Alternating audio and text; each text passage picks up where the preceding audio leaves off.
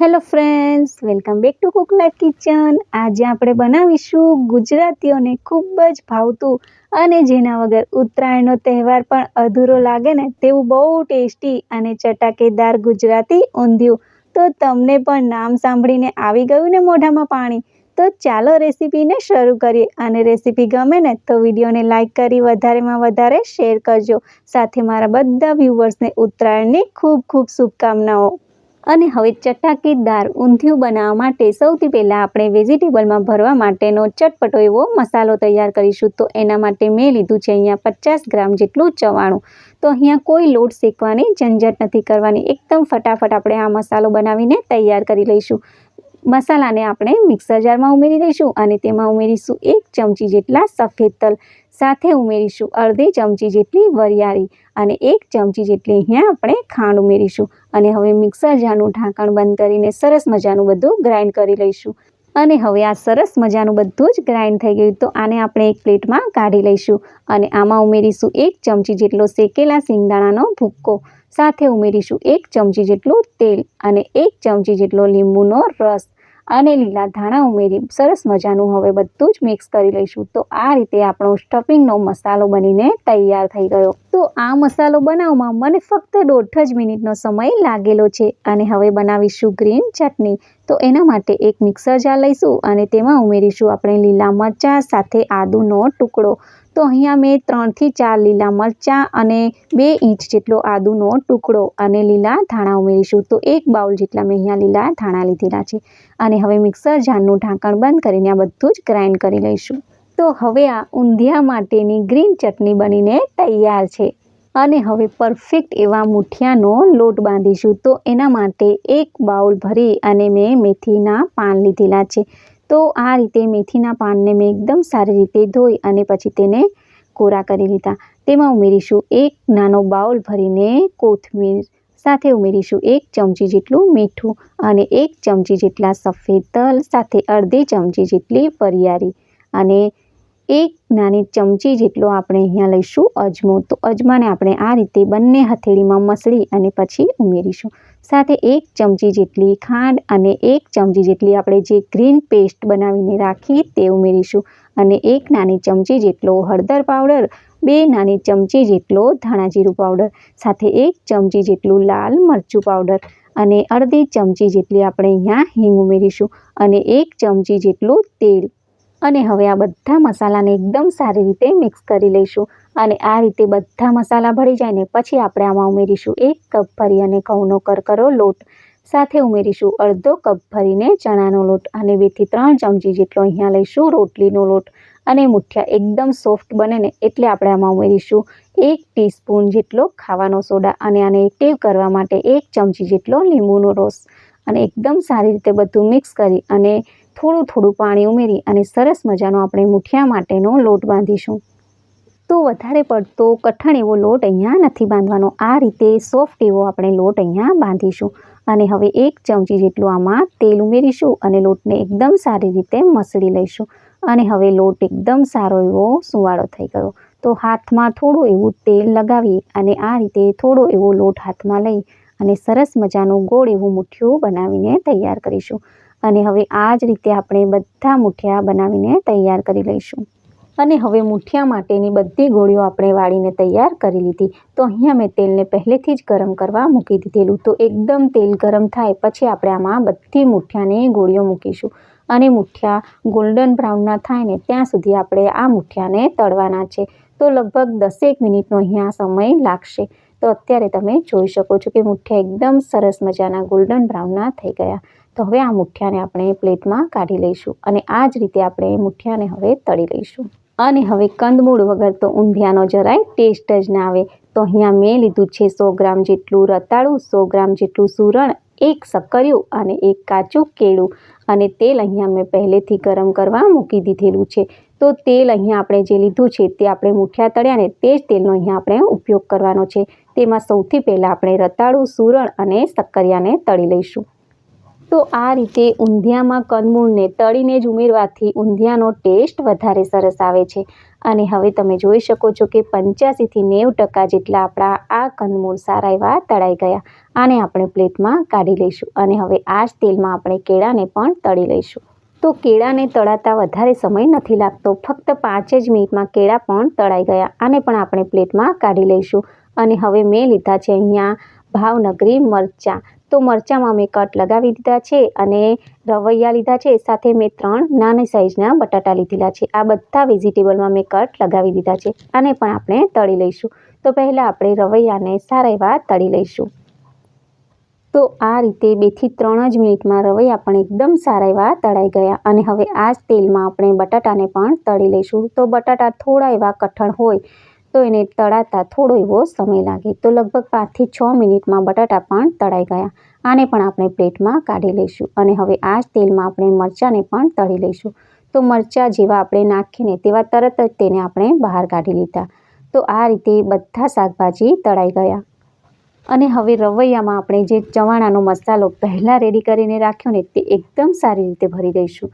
તો આ રીતે રવૈયામાં આપણે મસાલો ભરી દીધો અને હવે બટાટામાં પણ આપણે આ જ મસાલો ભરી દઈશું અને મરચાંમાં પણ આપણે આ રીતે મસાલો ભરીને તૈયાર કરી દઈશું. તો આ રીતે તમે મસાલો ભરી અને વેજીટેબલને ઊંધિયામાં ઉમેરશો ને તો ઊંધિયાનો ટેસ્ટ બહુ જ સરસ આવશે. અને હવે પ્રેશર કુકરને ગરમ કરવા મૂકીશું અને તેમાં ઉમેરીશું 4 મોટી ચમચી ભરીને તેલ. તો આપણે જે મુઠિયા તળ્યા ને તે જ તેલનો અહીંયા આપણે ઉપયોગ કરવાનો છે. અને અડધી ચમચી જેટલું જીરું ઉમેરીશું અને 1 ચમચી જેટલો અજમો ઉમેરીશું. તો અજમો ઉમેરવાથી દાણા એકદમ આસાનીથી પચી જશે. અને હવે આમાં અડધી ચમચી જેટલી હિંગ ઉમેરીશું. અને હવે આમાં ઉમેરીશું સુરતી પાપડી અને દેશી વાલોર પાપડી. તો આ રીતે મેં બંને વાલોર પાપડી લીધેલી છે તે આપણે આમાં ઉમેરી દઈશું. અને પાપડીને આપણે અડધી મિનિટ સુધી સારી એવી સાતળી લઈશું. અને હવે આમાં ઉમેરીશું અડધા બાઉલ જેટલા વટાણા. સાથે ઉમેરીશું અડધા બાઉલ જેટલા વાલોરના દાણા. તો બંને વાલોર પાપડીના દાણા થોડા થોડા કરી મેં લીધા અને થોડા એવા આપણે જીંજરાના દાણા ઉમેરીશું. સાથે અડધા બાઉલ જેટલી તુવેરના દાણા ઉમેરીશું. અને આ રીતે બધું મિક્સ કરી અને થોડી વાર માટે આને સાતળી લઈશું. સાથે ઉમેરીશું અડધી ચમચી જેટલું મીઠું અને 1 ચમચી જેટલી અહીંયા ખાંડ ઉમેરીશું. તો ખાંડ ઉમેરવાથી દાણા થોડા શ્યામ નહીં પડે, તેનો રંગ આ રીતે લીલો જળવાઈ રહેશે. આ રીતે બધું મિક્સ કરી લઈશું. અને દાણામાં કોઈ સ્વાદ નથી હોતો એટલે આપણે આમાં થોડા એવા મસાલા કરીશું. તો 1 ચમચી જેટલું આપણે અહીંયા લાલ મરચું પાવડર અને 1 નાની ચમચી જેટલો હળદર પાવડર. સાથે ઉમેરીશું અહીંયા 1 ચમચી જેટલો ધાણા જીરું પાવડર અને 1 ચમચી જેટલું ઉમેરીશું અહીંયા આપણે કાશ્મીરી લાલ મરચું. એકવાર બધા મસાલાને શાકમાં સારી રીતે મિક્સ કરી લઈશું. તો દાણામાં કોઈ સ્વાદ નથી હોતો. આ રીતે મસાલા થોડા ઉમેરીશું ને એટલે દાણા પણ સ્વાદવાળા લાગશે. અને હવે આપણે આમાં ઉમેરીશું ચવાણાનો મસાલો. તો થોડો એવો મસાલો આપણે ઉમેરીશું. સાથે મુઠિયાને પણ આપણે આ રીતે હાથથી થોડા એવા ક્રશ કરી અને ઉમેરી દઈશું. અને 1 કપ ભરીને અહીંયા ઉમેરીશું આપણે પાણી. અને હવે તળેલા કંદમૂળને પણ ચવાણાના મસાલામાં એકદમ સારી રીતે કોટ કરી દઈશું. તો આ રીતે થોડા એવા મસાલાવાળા કરવાથી કંદમૂળમાં પણ એકદમ અલગથી સ્વાદ આવશે. અને આને કુકરમાં આ રીતે ઉપરથી સારી રીતે ગોઠવી દઈશું. અને જે બટાટા આપણે મસાલો ભરીને રાખ્યા ને તેને પણ આપણે આ રીતે ઉપરથી મૂકી દઈશું. અને આ બધા વેજીટેબલ એકદમ ફટાફટ ચડી જાય ને એટલે સાઈડમાંથી આપણે કિનારીઓના ભાગથી 1 કપ જેટલું પાણી ઉમેરી દઈશું અને કુકરનું ઢાંકણ બંધ કરી અને 3 વિસલ કરી લઈશું. અને હવે 3 વિસલ થઈ ગઈ છે તો આપણે કુકરનું ઢાંકણ ખોલીને જોઈ લઈએ. તો તમે જુઓ કે બધા વટાણા દાણા જે હતા તે પણ ચડી ગયા છે અને બધા વેજીટેબલ પણ ચડી ગયા છે. અને હવે એક કઢાઈને ગેસ પર ગરમ કરવા મૂકીશું અને તેમાં મેં ઉમેરેલું છે 7 થી 8 ચમચી જેટલું તેલ. તેલ ગરમ થઈ જાય એટલે તેમાં 1 નાની ચમચી જેટલી રાઈ, 1 ચમચી જેટલું જીરું અને 1 નાની ચમચી જેટલી હિંગ ઉમેરીશું. સાથે આપણે સૂકા લાલ મરચાં, 1 તમાલપત્ર, 1 નાનો ટુકડો તજનો અને 2 લવિંગ ઉમેરીશું. અને હવે આપણે જે ગ્રીન ચટણી પહેલાં બનાવીને રાખેલી ને તે પણ આપણે આમાં ઉમેરી દઈશું. અને ચટણી ઉમેર્યા પછી ચટણીને એકદમ સારી રીતે મિક્સ કરી અને થોડી વાર માટે આને થવા દઈશું એટલે ચટણી એકદમ સારી રીતે પાકી જાય. અને હવે આપણે આમાં અડધી ચમચી જેટલો હળદર પાવડર, 1 ચમચી જેટલું કાશ્મીરી લાલ મરચું અને 1 મોટી ચમચી જેટલું ધાણા જીરું પાવડર અને 2 થી 3 ચમચી જેટલો ઊંધિયાનો મસાલો. સાથે મસાલા બળી ના જાય એટલે થોડું એવું પાણી ઉમેરી અને મસાલાને એકદમ સારી રીતે મિક્સ કરી લઈશું. અને મસાલાને 1-2 સેકન્ડ માટે આપણે પકવી લીધા. અને હવે આપણે આમાં ઉમેરીશું 2 ટામેટાની પ્યુરી અને પ્યુરી ઉમેર્યા પછી આપણે આમાં ઉમેરીશું અડધી ચમચી જેટલું મીઠું અને હવે ટામેટાની પ્યુરીને મસાલામાં એકદમ સારી રીતે મિક્સ કરી અને આપણે આને 5 મિનિટ સુધી સારી એવી ચડવા દઈશું અને હવે 5 મિનિટ થઈ ગઈ તો તમે જોઈ શકો છો કે ચારે બાજુથી તેલ એકદમ સારું એવું છૂટું થઈ ગયું છે। તો આ રીતે ટામેટાની પ્યુરી આપણી ચડી ગઈ।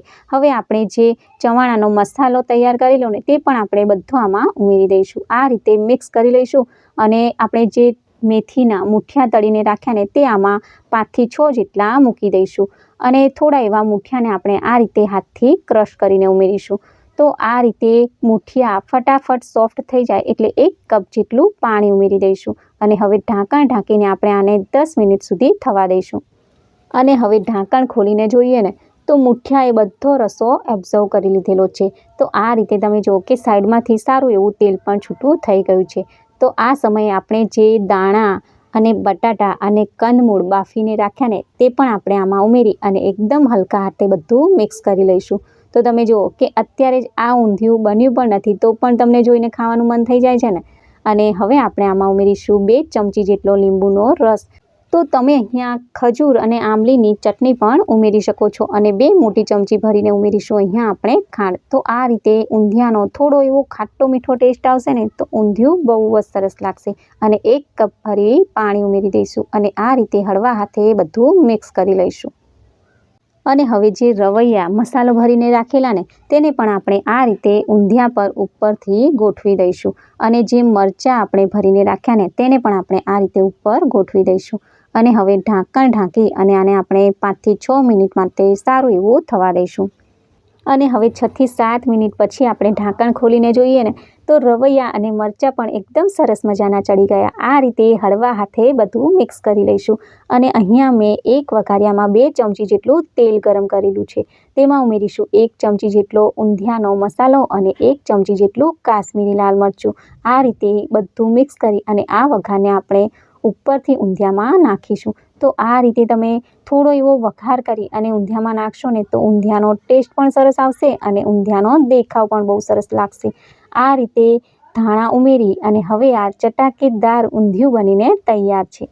તો હવે આ ઘરમાં બાળકોથી લઈ મોટા બધાને બહુ જ ભાવે ને તેવું સ્વાદિષ્ટ ગુજરાતી ઊંધિયું બનીને તૈયાર છે અને પૂરી સાથે તો આ ઊંધિયું બહુ જ ટેસ્ટી લાગે છે અને ઉત્તરાયણનો તહેવાર તો આ ઊંધિયા પૂરી વગર અધૂરો જ લાગે ખરું ને। તો એકવાર આ રીતે ઊંધિયું જરૂરથી બનાવજો અને મને કમેન્ટ બોક્સમાં કહેજો કે તમને આ રેસીપી કેવી લાગી। રેસીપી ગમે તો વિડીયોને લાઇક કરી વધારેમાં વધારે શેર કરજો અને આવી નવી રેસીપીઓને જોવા માટે ચેનલને સબસ્ક્રાઈબ કરી બાજુમાં આપેલ ઘંટીને પ્રેસ કરજો એટલે આવી નવી રેસીપીના નોટિફિકેશન આવે। Thanks for watching, bye bye.